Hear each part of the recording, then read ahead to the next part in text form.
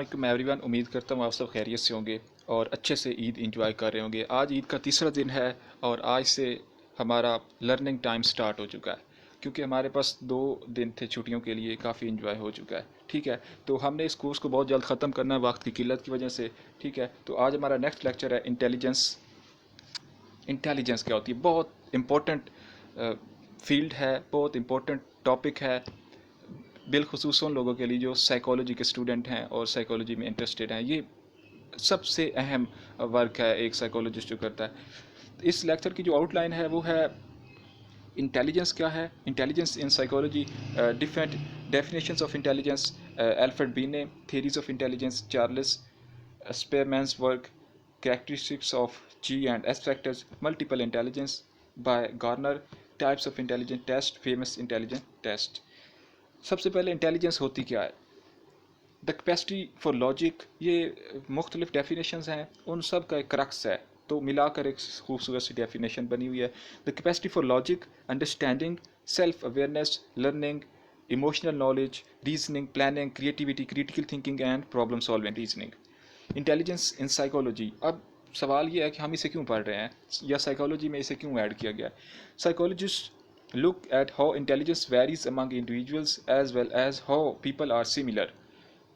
यानी लोग सारे एक जैसे हैं लेकिन इंटेलिजेंस हर एक की एक दूसरे से अलग क्यों है, डिफरेंट क्यों है? ये साइकोलॉजी में ये बहुत बड़ी डिबेट है।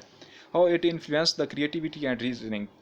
How intelligent how intelligence should be measured. इसको मैयर कैसे करना है, ये भी बहुत बड़ा सवाल है, बहुत बड़ा एक मुद्दा है जो एक साइकोलॉजिस्ट सॉल्व करते हैं। डिफरेंट टेस्ट अप्लाई करते हैं। ये जितने भी इंटेलिजेंस के टेस्ट होते हैं ये साइकोलॉजिस्ट होते हैं जो इस पर वर्किंग करते हैं। How intelligent people can support the state. अब जो जहीन जो क्रीम है रियासत की, उनको कैसे फाइंड आउट किया जाए और उनसे मदद ली जाए। ये जो इंटेलिजेंस एजेंसीज होती हैं उसमें सारे इंटेलिजेंट लोग होते हैं, तो वो क्रीम को कैसे निकालना होता है, टेस्ट लेकर निकालना होता है। Nature and nurture effects on intelligence. Nature जो आपके जीन्स में चीज़ें होती हैं जो आपको वालदैन से मिलती हैं, नर्चर जो आप माहौल से सीखते हैं, तो ये दोनों मिला के एक इंसान को कैसे खूबसूरत बनाया जा सकता है, ये इस पर भी साइकोलॉजिस्ट काम करते हैं। अब डिफरेंट डेफिनेशंस हैं यहाँ पे, मैंने ऐसे सच पुट की हैं। Intelligence as a power of reasoning and adjustment to new situations, ये बर्ट की डेफिनेशन है। Intelligence is an ability to abstract, compare, contrast and classify. Ebbinghaus Ebbinghaus ने ये डेफिनेशन की है। इंटेलिजेंस एज सारी चीज़ों का क्रक्स डाल के एक छोटी सी डेफिनेशन बना देते हैं, इसलिए वो खूबसूरत डेफिनेशन होती है और हम उसे जब कोट करते हैं तो हमें पूरे पूरे नंबर मिलते हैं। अल्फ्रेड पिने, इन्होंने ये फादर फिगर कंसीडर किए जाते हैं इंटेलिजेंस टेस्टिंग में, और इनकी डेफिनेशन भी फाइंडिंग्स की बुनियाद पर तरतीब दी गई है। तो ये फोकस करते हैं 3 फैक्टर्स पर। Alfred Binet is the founder of intelligence test. He claim that intelligence is consist of consciousness of the ends, trial of possible means to an end, auto criticism of trials made. ठीक है, यहाँ पे कुछ theories हैं, मैंने 2-3 ही की हैं, वैसे तो काफ़ी सारी हैं, लेकिन यहाँ पे चूँकि शॉर्ट एक वीडियो क्रिएट कर रहे हैं तो उसके लिए, ताकि आपको पता चल जाए कि थेरी होती क्या है। थेरी बेसिकली किसी भी फिनोमेना को वेल खूबसूरत अंदाज में एक्सप्लेन करने के लिए तरतीब दी जाती है, उस पर वर्किंग होती है और रिसर्च की बुनियाद पर तरतीब दी जाती है।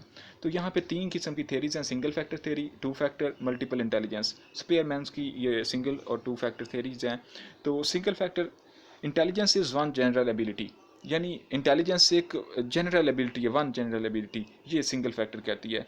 जबकि 2 फैक्टर कहती है इंटेलिजेंस इज एज जनरल और स्पेसिफिक एबिलिटीज़, यानी 2 किस्म की होती हैं, जनरल होती हैं और स्पेसिफिक होती हैं। अब जनरल और स्पेसिफिक क्या होती हैं? इन्हें जी फैक्टर्स और एस फैक्टर्स के नाम से याद किया जाता है। जी फैक्टर्स,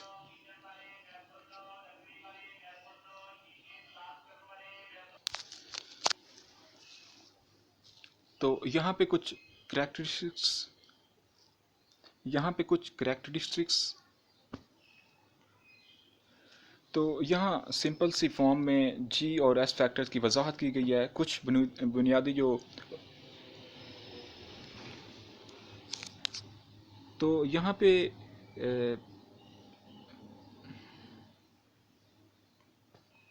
जी, तो इसको नर्चर से मिलते हैं। नर्चर कहते हैं माहौल से, एनवायरनमेंट से।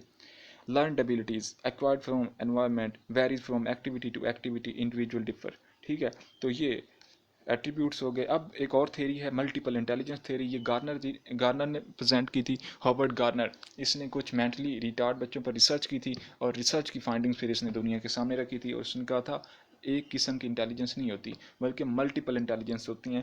और इसने 9 टाइप्स ऑफ इंटेलिजेंस मेंशन की थी, बाद किताबों में 8 भी हैं। ठीक है, तो हम देखते हैं कि ये क्या 9 टाइप्स ऑफ इंटेलिजेंस हैं। पहली टाइप ये किंग इंटेलिजेंस का नाम देते हैं intrapersonal skill, self smart. Self smart ये दूसरे नाम भी हैं इसके, सेल्फ स्मार्ट, पीपल स्मार्ट, इस तरह भी कहा जा सकता है। लेकिन इंट्रापर्सनल यानी सेल्फ स्मार्ट, इस तरह के लोग क्या होते हैं, इंटेलेक्चुअल होते हैं, फिलोसफर होते हैं, एक्यूरेट सेल्फ नॉलेज होते हैं।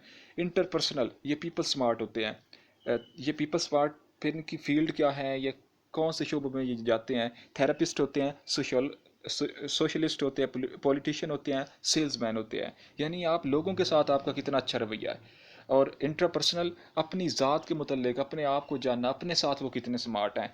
लॉजिकल ये तीसरे, लॉजिकल नंबर स्मार्ट मैथमेटिशियन होते हैं, ये अकाउंटेंट होते हैं, बैंकर होते हैं, कैशियर होते हैं, क्योंकि उन्हें फैक्ट्स और फिगर्स बहुत ज़्यादा याद रहते हैं।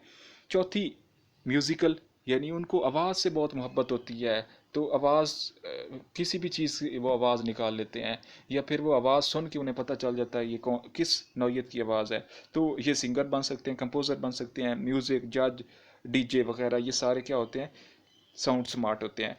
विजुअल ये पिक्चर स्मार्ट होते हैं, ये फोटोग्राफर होते हैं, मूवी मेकर होते हैं, स्केचर होते हैं, पेंटर होते हैं, इनको पिक्चर्स का बड़ा पता होता है। विजुअल स्मार्ट देखने की इनकी सलाहियत जो होती है ना, वो बहुत दूसरों से अलग होती है। लिंग्विस्टिक लैंग्वेज स्मार्ट पोएट होते हैं, ये ट्रांसलेटर होते हैं, ये राइटर होते हैं, कम्युनिकेटर होते हैं। नेचुरलिस्ट ये नेचर स्मार्ट होते हैं, इन्हें फितरत के साथ बहुत लगाव होता है। ये फितरत के जो लॉ ऑफ नेचर होता है, कुदरती मनाजिर होते हैं, उनके बारे में बहुत गहराई रखते हैं। ये फार्मर होते हैं, हंटर होते हैं। एग्जिस्टेंशियल ये लाइफ स्मार्ट होते हैं, इन्हें पता होता है लाइफ कैसे चलानी है, लाइफ के कौन से असूल हैं जिनको अपनाना चाहिए, लाइफ में डिफ़िकल्टीज़ क्या होती हैं, आसानियाँ क्या होती हैं। और 9 टाइप्स इन्होंने मेंशन की थी। काइंस्थेटिक ये बॉडी स्मार्ट होते हैं, इन्हें बॉडी की मूवमेंट के हवाले से बहुत ज़्यादा इल्म होता है, जैसा दूसरे बंदों को इल्म नहीं होता। तो ये डांसर बन सकते हैं, एथलीट बन सकते हैं, या डांस के जज बन सकते हैं। तो ये सारे इनके फील्ड होते हैं। ये मल्टीपल इंटेलिजेंस, आपने देखा होगा आपके इर्द गिर्द कितने लोग होते होंगे, वो ऐसी एक चीज़ में माहिर होंगे जिसमें आप नहीं हो सकते, और आप हैरान होते होंगे कि यार ये बंदा कितना ज़हीन है, मुझसे ये चीज़ नहीं हो रही लेकिन वो 1 मिनट में कर लेता है। अब मैं भी आपकी तरह एक स्टूडेंट हूँ, तो मैंने बहुत सारी अपने जो क्लास फेलोज़ थे उनमें ये चीज़ें देखी। जब हमने पहले सेमेस्टर में एडमिशन लिया तो 6-7 सब्जेक्ट हमने पढ़े। अब कुछ बच्चे मैथमेटिक्स में बहुत ज़्यादा जादूगर थे, कुछ को पाक स्टडी बहुत आती थी, कुछ ऐसे बच्चे थे जिनका जनरल नॉलेज बहुत ज़्यादा हाई था, कुछ ऐसे थे जिनको इट सेल्फ साइकोलॉजी बहुत ज़्यादा आती थी। तो ये क्या थे, ये इंडिविजुअल डिफरेंसेस हैं। कुछ बच्चे बायोलॉजी के जादूगर थे और मुझे बायोलॉजी बहुत बुरी लगती थी, जहर लगती थी, और याद भी नहीं होती थी। तो ये क्या है, इंडिविजुअल डिफरेंसेस हैं। हम उस स्पेसिफिक चीज़ के लिए बने होते हैं, तो अपने आप को फाइंड करें, अपनी उस इंटेलिजेंस को फाइंड करें और उसी में चीते बने, उस चीज़ में आप इतना काम करें कि दुनिया हैरान हो जाए। नुसरत फ़तेह अली ख़ान कैसे सिंगर बन के दुनिया के सामने आए, शाहिद अफरीदी कितने अच्छे क्रिकेटर बन के दुनिया के सामने आए। तो ये क्या थे। अब शाहिद अफरीदी को आप कहें सिंगर बन जाओ, वो नहीं बन सकेगा, वो उसके लिए बना ही नहीं है। तो उसकी इंटेलिजेंस इस तरह की होती है। ठीक है, अब इस तरह की जो इंटेलिजेंस होती हैं उनको मैयर करने के लिए कुछ टेस्ट तरतीब दिए जाते हैं। टाइप्स ऑफ इंटेलिजेंस बेसिकली 2 हैं, वर्बल और नॉन वर्बल। वर्बल अल्फाज, बातें, गुफ्तगू, यानी ये जो बोलने से रिलेटेड होते हैं, चीज़ों को चेक किया जाता है। और नॉन वर्बल एबिलिटीज़ ऐसी होती हैं जो जिसमें आप यानी reasoning refers to aptitudes test that assesses a candidate's ability to interpret visual information and solve problems using logic and reasoning. Verbal test क्या होते हैं, verbal reasoning test assesses your ability to understand and compare written passages. Okay, they are designed to measure your verbal comprehension, reasoning and logic, all through your understanding of language. Non-verbal test, this could include identifying patterns and relationships in a sequence of shapes or visualizing how a shape may change. Puzzle की game आपने देखी होगी, different हिस्से हैं तस्वीर के, आपने उनको मिलाना है, तो वो क्या है, नॉन वर्बल टेस्ट है। ठीक है। और जो वर्बल टेस्ट होते हैं, जिस तरह ये एमसीक्यू टाइप के होते हैं, या आपको ऐसे कह दिया जाए कि एक ऐसे लिख दो, तो वो वर्बल टेस्ट होते हैं। फेमस इंटेलिजेंस टेस्ट हैं यहाँ पे। वर्बल स्टैंड फॉर बीने intelligence scale, Wechsler adult intelligence scale, non verbal में फेमस रावन प्रोग्रेसिव मैट्रिसेस। ये वसी पैमाने पर जो इंटेलिजेंस के टेस्ट होते हैं उसमें इस्तेमाल होता है, जो पीएफ के टेस्ट होते हैं उसमें इस्तेमाल होता है। तो ये आज का हमारा इंटेलिजेंस का शॉर्ट सा टॉपिक था, और उम्मीद करता हूँ आप सबके लिए काफ़ी हेल्पफुल रहा होगा। और ये जो स्लाइड्स हैं इनका लिंक आपको डिस्क्रिप्शन में मिल जाएगा। Okay, thank.